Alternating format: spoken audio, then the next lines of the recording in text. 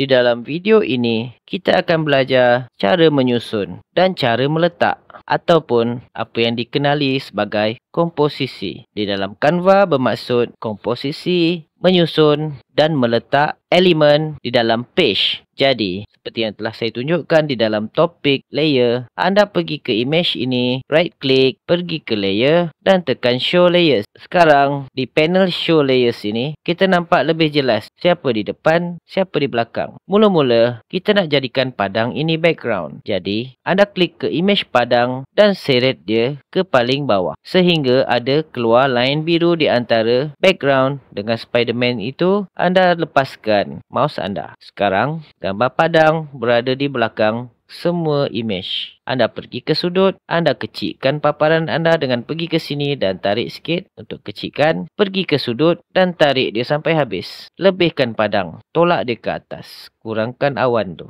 Setelah itu, kita lihat semula layer kita, pergi ke dalam page, right click, pilih layer dan tekan show layers. Sekarang, kita hendak meletakkan rumah kampung itu jauh sedikit ke belakang. Bermaksud, image-image seperti Spiderman dan harimau mesti berada di atasnya. Jadi, gerakkan layer rumah ini ke bawah selepas padang dan release. Sekarang anda mendapati gambar rumah kampung berada di belakang. Seterusnya, kita pergi ke image harimau. Kita hendak letakkan harimau berada kedudukannya di dalam page ini di depan rumah kampung. Bermaksud, harimau mesti berada selepas rumah. Alihkan dulu Spiderman ke sini. Ambil harimau, kecilkan saiz dia. Mungkin anda boleh kecilkan begini dan letak di situ. Atau boleh besarkan sikit dan letak di situ. Dan anda select gambar Spiderman dan oleh kerana kakinya terpotong, jadi letakkan image Spiderman di depan sekali seolah-olah kita menyembunyikan kakinya. Seterusnya, anda pergi ke layer harimau, kecilkan sedikit dan letak di antara Spiderman dan rumah kampung. Untuk langkah yang seterusnya, kita sambung di video yang berikutnya.